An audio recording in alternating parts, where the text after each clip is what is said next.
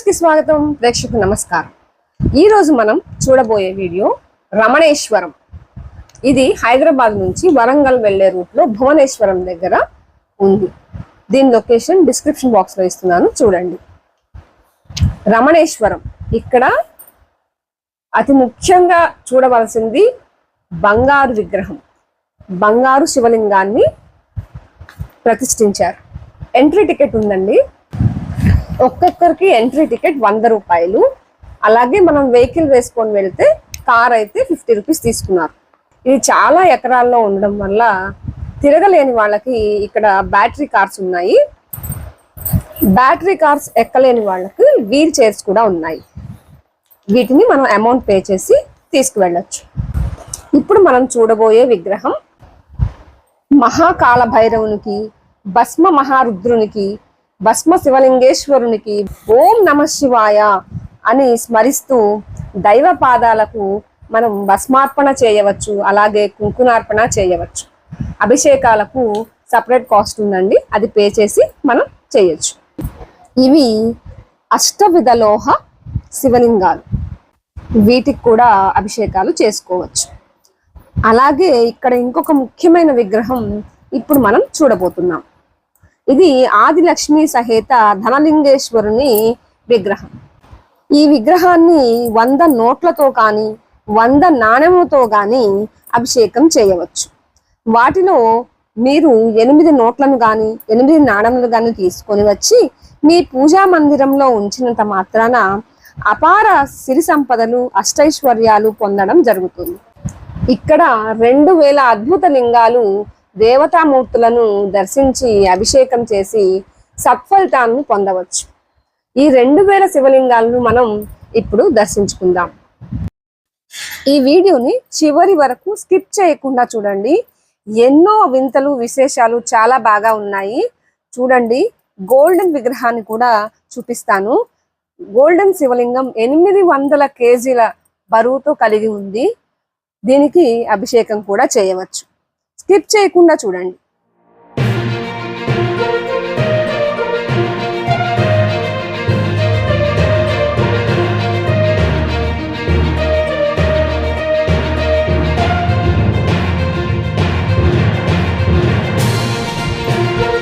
ఇది చాలా ప్రత్యేకమైన శివలింగం. దీని పేరు మొక్కు శివలింగం. భక్తులు తమ కోరికలను నెరవేర్చుకున్నటకు మొక్కు శివలింగాన్ని హత్తుకొని తమ కోరికలను విన్నవించి, కోరిక నెరవేరిన తరువాత ఏదైనా సమర్పించదను అని మొక్కుకొని రావాలి. కోరికలు నెరవేరిన తరువాత తప్పనిసరిగా వచ్చి మొక్కు చెల్లించుకోవాలి. ఎప్పుడూ మనం ఏ గుళ్ళో అయినా శివుణ్ణి ఒక దగ్గర, పార్వతిని ఒక దగ్గర దర్శించుకుంటూ ఉంటాం. ఇక్కడ భార్యాభర్తలు అందరినీ ఒకే దగ్గర దర్శించుకోవచ్చు, పక్క పక్కనే దర్శించుకోవచ్చు. ఇది 3 అడుగుల స్ఫటికలింగం. దర్శనం, అభిషేకం సర్వశుభదాయకం, ఐశ్వర్యప్రదాయకం. నమస్కారం అండి, నా పేరు అభిలాష్ అండి. నేను ఇక్కడ సేవకుని. సో బేసికల్గా ఇదేంటంటే మన శివశక్తి సైనుగ్రహ మహాపీఠం అండి. షార్ట్ కట్ అది రమణేశ్వరం అంటారు. సో ఇక్కడ మీరు చూస్తున్నది ఏంటంటే ఆదిపరశక్తి దర్బార్ అండి. సో బేసికల్ ఇక్కడ ఏముంటాయి అంటే మన పురాణాల్లో, వేదాల్లో పరమశివుడికి సంబంధించిన అవతారాలు ఏవైతే ఉన్నాయో, పార్వతీదేవికి సంబంధించిన అవతారాలు ఏవైతే ఉన్నాయో అవన్నీ మీరు విగ్రహాల రూపంలో చూడొచ్చండి. అది టెంపుల్ యొక్క మెయిన్ కాన్సెప్ట్. దాంతో పాటుగా విగ్రహాల కింద పేర్లు ఉంటాయండి. మీరు పేర్ల కింద చదువుకొని మీరు అంతా అర్థం చేసుకోవచ్చు ఏ విగ్రహానికి పేరు ఏంటని. అది తర్వాత చెప్తానండి. దాంతో పాటుగా ఇక్కడ మనకి శివలింగాలు ఉంటాయండి. ఇది మన పీఠం మొత్తంలో 2000 శివలింగాలు ఉన్నాయండి. ఇది బ్లాక్ 1 అంటారు. ఇలా మొత్తం 7 బ్లాక్స్ దాటిన తర్వాత బంగారు శివలింగం వస్తుందండి. అటు బంగారు శివలింగం, దాని పక్కన దుని ఉంటుంది. జలలింగాలు, 12 జ్యోతిర్లింగాలు. జలలింగాలు అంటే వాటర్లో 200 శివలింగాలు ఉంటాయండి. మళ్ళీ 12 జ్యోతిర్లింగాలు అన్నీ ఒకే ప్లేస్లో ఉంటాయి. మళ్ళీ అక్కడ సహస్ర శివలింగాలు ఉంటాయి. మళ్ళీ అక్కడ మన టెంపుల్లో మొక్కు శివలింగం చెప్పి ఉందండి. ఆ శివలింగం చుట్టూ 3 ప్రదక్షిణాలు చేసి కోరిక కానీ సమస్య కానీ ఏదైనా చెప్పుకున్నా సరే మన కోరికలు తీరుతాయి. అలాగే చాలా మంది వచ్చే పీఠానికి వచ్చిన భక్తులు అలా మొక్కుకొని 3 రోజుల్లో కోరిక తీరిన వాళ్ళు ఉన్నారు, 7 డేస్లో కోరిక తీరిన వాళ్ళు ఉన్నారు. అది అప్పుడు మీరు చూసారా ఆదిపరశక్తి విగ్రహం. ఇది 9 అడుగుల ఆదిపరశక్తి విగ్రహం ప్రపంచంలో ఎక్కడా లేదండి. అండ్ ఇందాక నేను చెప్పినట్టుగా మన శివలింగాలు మహాపీఠం మొత్తంలో 2000 శివలింగాలు ప్రపంచంలో ఎక్కడా లేదు. ప్రతి శివలింగానికి అభిషేక అలంకరణ పగలు సాయంత్రం 2 పూట్ల చేస్తారు. అండ్ దట్ స్ట్రైట్గా వెళ్తే బంగారు శివలింగం వస్తుందండి. బంగారు శివలింగం 3 feet బంగారు శివలింగం, 800 kgs గోల్డ్. అందరూ బంగారు పూత అనుకుంటారు, కానీ 800 కేజీల బంగారు శివలింగం. అలా ప్రపంచంలో ఎక్కడా లేదు. దాంతో పాటుగా దానికి రైట్ సైడ్ మన ఋషిలింగాలు, మన వేదాల్లో పురాణాల్లో మొత్తం 2000 ఋషులు ఉన్నారు. ప్రతి ఋషి మీద ఒక్కొక్క శివలింగం ప్రతిష్ఠించారు. అది కూడా మీరు అటువైపు దర్శించుకోవచ్చు. అండ్ ఎంట్రన్స్ లో ఇక్కడ ఏకాదశ లోహ శివలింగాలు, మళ్ళీ వివిధ రకాలుగా అష్టలోహ శివలింగాలు అన్ని మీరు దర్శనం చేసుకోవచ్చు. ఇది మన టెంపుల్ యొక్క మెయిన్ ఇన్ఫర్మేషన్. థ్యాంక్స్. ఇక్కడ మనం ఎక్కడా చూడండి 2 విగ్రహాలను ఖచ్చితంగా చూడాలండి. ఎప్పుడు మనం ధనానికి మూలం లక్ష్మీదేవి లేక కుబేరుడు మాత్రమే మనకు ధనాన్ని ఇస్తూ ఉంటారని అనుకుంటూ ఉంటాం. కానీ వారిద్దరికీ ధనాన్ని ప్రాప్తి చేసే విగ్రహాన్ని మనం ఇక్కడ చూద్దాం. ఆయన పేరే స్వర్ణాకర్షణ భైరవ. వారి మాటల్లో విందాం. సార్, ఈ విగ్రహం యొక్క స్పెషాలిటీ చెప్పండి సార్. సార్, అసలు యాక్చువల్గా ఈ విగ్రహం ఒక నేమ్ ఏంటంటే స్వర్ణాకర్షణ భైరవ అండి.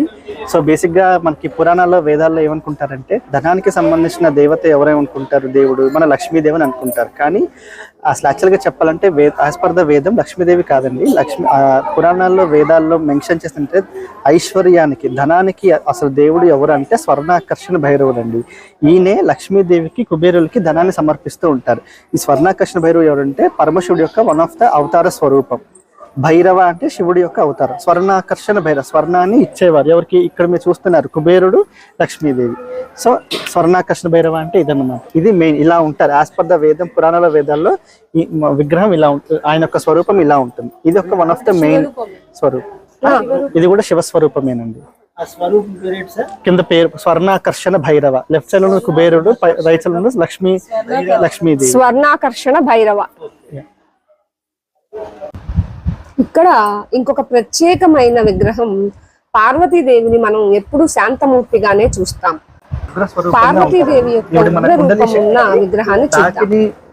వారిని డాకిని అని అవతార స్వరూపాలండి. ఆవిడ మన కుండలి శక్తికి దేవత అండి. మన బాడీలో కుండలి శక్తి ఉంటారు కదండి, ఆ మేలుకొల్పడానికి వన్ ఆఫ్ ద దేవత అనమాట తనే అన్నమాట. ఇది చాలా చూడడానికి ఉగ్ర స్వరూపంగా ఉంటుంది. కానీ ఇదన్నమాట వాళ్ళు రక్తాన్ని అలా స్వీకరిస్తూ ఉంటారండి.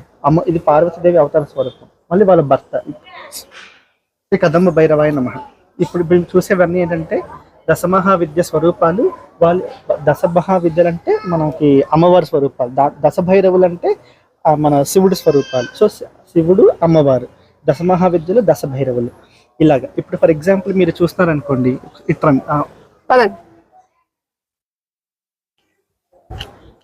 ఇప్పుడు మీరు చూస్తున్నది ఏంటంటే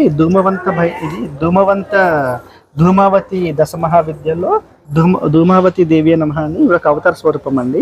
యాక్చువల్గా మన పురాణంలో వేదాల్లో బయట ప్రచారం ఏమని చేశారంటే వాళ్ళకి హస్బెండ్ లేదు అని చెప్పి అంటారు. కానీ మన స్వామి వారు ఏం చేశారు, రీసెర్చ్, అనాలిసిస్, బుక్స్ కూడా చదివి అవంతా తప్పు, వాళ్ళకి హస్బెండ్ ఉన్నారు, ఆ హస్బెండ్ పేరు ధూమవంత భైరవ అని రీసెర్చ్ చేసి ఎక్నాలజ్ చేసి ప్రతిష్ఠించారు. వేదాల్లో ఈయన స్వరూపం ఉంది.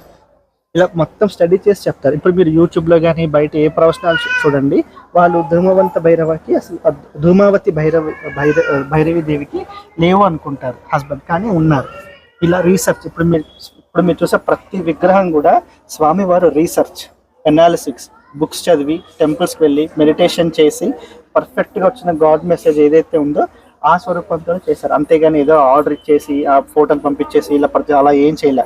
అన్ని వేదాల్లో ఉన్న విగ్రహ ప్రతిష్టలు అన్ని ప్రాసెస్ ఫాలో అయ్యి యంత్ర ప్రతిష్ట చేయడం, నవధాన్యాలు చేయడం, అన్ని సమర్పించడం, పసుపు కుంకుమ అన్ని చేసి కరెక్ట్గా ప్రాసెస్తో చేస్తారు. మళ్ళీ చివరి ఇలా ప్రతిష్ఠించడం అంటే దశమహావిద్యలు, దశభైరవులు. అండ్ అప్కమింగ్ ప్రాజెక్ట్స్ వచ్చేసి ఇక్కడ మనకి అష్టమాత్రికులు, అష్టభైరవులు పెడుతున్నారు కార్తీక మాసంలో. ఇక్కడ నుంచి అక్కడ అష్టమాత్రికులు, అష్టభైరవులు విగ్రహాలు పెడతారు. అలా ఇక్కడ ఉన్న ప్రతి విగ్రహానికి ఒక ప్రత్యేకత ఉంది. అన్ని చూసేద్దామా?